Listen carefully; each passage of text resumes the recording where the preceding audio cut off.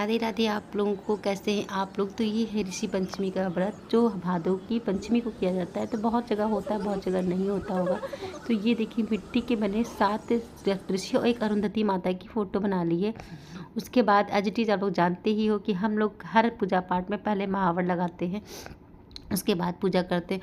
और आज हमारे घर में सच में 7 ऋषि मुनि भी आ गए थे, पर मैंने उनका वीडियो शूट वगैरह नहीं किया था क्योंकि वो चीज़ अच्छी नहीं लगती कि कुछ धर्म कर्म करना है तो फिर छिपा के करना चाहिए। हर चीज़ आप यूट्यूब पे हो तो ऐसा मतलब नहीं कुछ भी आप यूट्यूब पे सब कुछ दिखा दो। तो बस वही चीज़ें ना मैंने बता दिया कि हाँ मेरे में धर्म कर्म ऋषि मुनि लोग भी आ गए थे। साक्षात भगवान के दर्शन हो गए मेरे। तो पहले उन्होंने पूजा की थी, फिर उनको भोजन वगैरह कराया था। तो बस ये देखिए पूजा पाठ शुरू हो गई हमारी। तो सबसे पहले मतलब भगवान जी को मतलब जल से, दूध से और गंगा जल से स्नान करवाते सबसे जो जैसे होता है। और बस उसके बाद देखिए हमने कर दिया। और हम और भाभी 2 लोग व्रत करते हैं। ये तो त्यौहार मेरे मायके में होता, लेकिन जब मैंने यहाँ पे आई तो यहाँ पे नहीं होता था, लेकिन मैंने स्टार्ट कर दिया। अब ये साथ मेरे साथ भाभी भी करने लगी पूजा है। तो बस ये देखिए उन्होंने भी नहला दिया है। तो बस उनको अभी वो 1-2 साल से रह रही, पहले से नहीं रखती थी तो उनको बताना भी पड़ता है क्योंकि मैंने तो हमेशा से किया मम्मी घर पर, तो मुझे पता रहता है। लेकिन अब मैं रीति रिवाज यहाँ के फॉलो करती हूँ जैसे यहाँ पर होता है। पहले तो मम्मी घर में मतलब घी से बनाते थे, लेकिन हम लोग यहाँ पर मिट्टी से बनाते, तो हम लोग यहाँ के बनाती हूँ। तो बस अब जितने सप्तऋषि इनको मैं चंदन का टीका लगा दूंगी। और जो अरुंधति मैया है ना उनको सिंदूर लगाऊंगी। तो बस देखिए सप्तऋषि होती है ना, इनको मैं चंदन से टीका लगाई थी।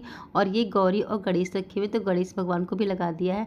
अब मैं गौरी मैया को सिंदूर लगाऊंगी और अरुंधति मैया को लगाऊंगी। तो भाभी इसमें कहा तब तक दीपक आप जलवा दो, क्योंकि बिना दीपक के तो कोई पूजा प्रज्वलित, बिना जलाए तो दीपक की पूजा होती ही नहीं है। आप लोग बताइएगा आप लोगों की पूजा कैसे होती। बस तो पूजा दोपहर में होती है, लेकिन आज क्या हुआ था कि मैंने बताया ना कि ऋषि मुनि आने वाले थे, मतलब साधु लोग आने वाले थे। तो मैंने कहा देखो साधु जो भगवान खुद तो नहीं आते पर किसी न किसी को अपने रूप में भेजते, तो अगर वो आ रहे हैं तो उनका भी टाइम से स्वागत करना जरूरी होता है। तो ये पूजा मैं 10 बजे लगभग कर रही थी। वैसे तो मैं देर से करती हूँ। तो ये देखिए मैंने धूप बत्ती मैंने भी लगा दी यहाँ पे है। और धूप दीप जो भी आप है नैवेद्य जो आपको समर्पण करना है वो कर दीजिए। तो बस फूल रखे थे, मैं फूल चढ़ा रही थी यहाँ पे। तो यहाँ पे मतलब भाभी की बेटी जो खुशी वो भी थी और अम्मा भी थी, और बच्चे तो स्कूल गए थे क्योंकि आज स्कूल जाना था बच्चों का। तो बस ये देखिए मैंने फूल चढ़ा दिए हैं। और मैं खुशी से बोली थी आप चढ़ा दो आके, सबसे अम्मा से बोल चढ़ाइए आके, सब लोग पूजा कर लो आके। तो बस ये होता है। हाँ मैं घर में छोटी जरूर हूँ, लेकिन हाँ ये लोग पूजा पाठ मुझे सदैव आगे रखते हैं, ये चीज़ रहती है। तो बस ये देखिए मैंने सब कुछ चढ़ा दिया है और धूप बत्ती जल गई है, अभी पूजा होनी बाकी है। तो बस आप लोग कैसे करते हो, कैसे आप लोग क्या होता है तो आप लोग बताइएगा। हमारे यहाँ जैसी होती मैंने एज जैसे कि उसका जनेऊ अर्पित कर रहे हैं, क्योंकि किसी पूजा पाठ में मतलब जो ऋषि मुनि को जनेऊ तो जरूर अर्पण किया जाता है। तो देखिए मेरी सासू माता ये भी पूजा पाठ में आज सबने येलो येलो कपड़े पहन रखे हैं। तो ये देखिए जनेऊ भी अर्पण कर दिया हम लोगों ने। अभी तो गौरी अरुंधति मैया को साड़ी वगैरह देनी थी, श्रृंगार का सामान चढ़ाना था, वो भी चढ़ा दूँ, चूड़ी बिंदी सिंदूर जो भी आपको भी है, जो आपकी श्रद्धा जो आपको मिल सके। चढ़ाने को तो बहुत कुछ चढ़ाना चाहता है इंसान, चढ़ा देता है, पर जिसकी जितनी श्रद्धा होती है उतना चढ़ाना चाहिए, क्योंकि भाव भगवान जो श्रद्धा और भाव देखते हैं। बाकी आप क्या करते हो क्या नहीं करते हो ये तो भगवान की इच्छा है। तो मैंने बस बिंदी निकाली और वो अरुंधति मैया को और गौरी मैया को लगा भी दूंगी बिंदी का पत्ता। तो ये देखिए पॉलिथीन उड़ के आ गए, तो थोड़ा सा गड़बड़ हो गया, दिख नहीं रहा आप लोगों को है। तो बस उसके बाद मतलब ये देखिए साड़ी भी छुआ देते हम लोग हैं, क्योंकि साड़ी भी दे देंगे मतलब ये। और ये जितना सामान होता है सुहाग का, साड़ी चूड़ी बिंदी ये सब, और जो सीधा होता है ये सब पंडित जी को देते हम लोग हैं। और दक्षिणा देते हैं जो, और ये सुहागिन औरतें होती हैं उनको दे दिया जाता है। तो बस वो पंडित जी हैं ना वो गाँव में, उनकी पंटानी भी जी हैं, उनको दे देंगे तो वो पहन लेंगी। और जो वो चावल समा के होते हैं ये, और महुआ चढ़ाया जाता है, इनको प्रसाद में लगाया जाता है। तो बस इसको लेके कथा सुनेंगे हम लोग बैठ के। और पैंती पहनना भूल गए तो फिर मैंने पैंती भी बाद में पहन ली थी। तो बस अब मैं कथा पढ़ दूँगी। और कथा तो किसी भी पूजा पाठ की कथा पढ़ने का जिम्मा तो मेरे पास ही रहता है। तो मैंने कथा पौने सुने कथा सुनाने लगूँ तो बहुत लंबा ब्लॉग हो जाएगा, वैसे भी कथा बहुत लंबी होती है।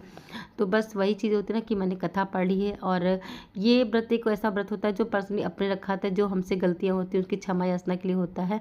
तो बस ये कथा भी मैं पढ़ ले रही हूँ। और उसके बाद फिर हर पूजा के बाद जो नियम होता है आरती करने का, तो बस वो आरती शुरू होनी है। अब आरती करूँगी तो ये देखिए यहाँ पे तो सब लोग खड़े होकर आरती कर लेंगे, क्योंकि आज थोड़ा सा जल्दबाजी थी। तो बस हम लोग आरती कर ले रहे हैं, तो बस दोनों लोग मिलकर आरती कर लेंगे हम और भाभी। तो और आरती मतलब आरती करने के बाद फिर जो प्रसाद वगैरह होता है वो सब करते हैं। और इसमें व्रत में ना लाल चावल खाए जाते हैं, जिसे पसाई के चावल बोलते हैं, कुछ लोग मूलधन बोलते हैं, पता नहीं क्या क्या नाम रखे हैं मुझे नहीं पता। लेकिन हाँ हम लोग वो चावल चावल जो लाल वाले होते हैं उनको ही खाते हैं और दही के साथ। तो ये देखिए, और इसमें हल्का जुता चीज़ें नहीं खाई जाती हैं, जिससे हल से जोती होती हैं, वो आलू सब्जी ये सब चीज़ें नहीं खाई जाती हैं व्रत में। तो बस जो हल्के जूते वगैरह होते हैं, और हल्के खेत में भी किताब में लिखा है जूते खेत में नहीं जाते हैं। तो बस ये देखिए, अब मैंने भी आरती कर ली है, बस इनका आचमन वगैरह करना है। तो सब मतलब बड़ा अच्छा लगता है, कोई पूजा पाठ होती है तो घर में तो रौनक तो रहती ही है। तो बस ये देखिए, पूजा पाठ हो रही है हम लोगों की है।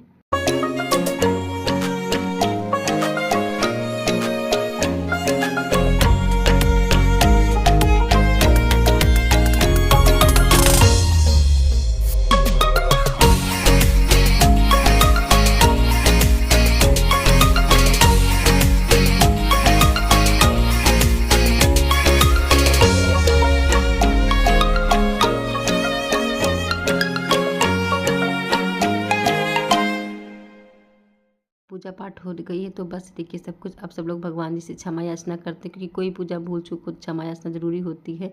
और उसके बाद फिर भाभी सिंदूर सुहाग ले चुकी थी, तो अब मैं सुहाग लूँगी। तो हाँ, मतलब कोई भी पूजा पाठ होती है तो सुहाग तो लेना बनता है।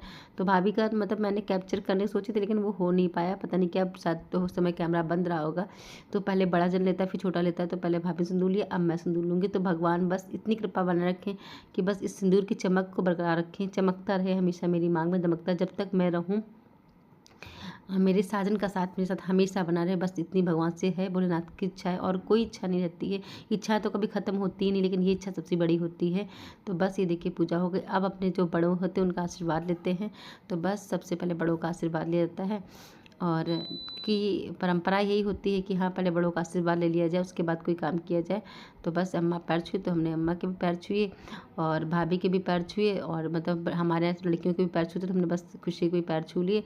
अब बस पैर छूने के बाद एक बार फिर से जो चूड़ी वगैरह होती है ना, जैसे पहनी होती है चढ़ाते हैं, वो एक सुहाग के लिए डाल देते हैं हाथों में अपने अपने हैं। तो बस मैं चूड़ियाँ डाल रहे थे अपने हाथों में, तो बस दो चूड़ी डाली अपने हाथों में, और बस अभी काला को खिलाऊंगी। उसके बाद वो सब चले गए। तो फिर ये लाल चावल आप लोग भी आ जाइए खाने के लिए। और बस जब पूजा पाठ हो गई तो विसर्जन भी होता है। तो ये देखिए, मूर्ति को विसर्जन को जब विसर्जन कर देंगे, आप क्या नदी हो तो नदी में भी कर सकते हो, अगर नहीं तो इसमें भी कर सकते हो। तो बस ये देखिए, बड़े से बर्तन में लिया है जल, और जितना सारा सामान होता है वो सब इस पर इकट्ठा कर लिया। और ये जब अंदर से घुल जाएंगे, क्योंकि मिट्टी के बने हुए हैं, तो या फिर आप इनको नदी, अगर पास नदी प्रवाह कर सकते हैं, अगर नदी नहीं है तो फिर इनको गमले में डाल दीजिए। बस इससे इनका अपमान भी नहीं होता, विसर्जन भी होता है। तो बस मैं सब कुछ इसमें रख दिया, कल तक आराम से घुल जाएंगे, तो इनको किसी गमले में डाल दूँगी। और सब चौकी हटा के बस अपने ब्लॉग को इन अच्छा लगे तो लाइक सब्सक्राइब कमेंट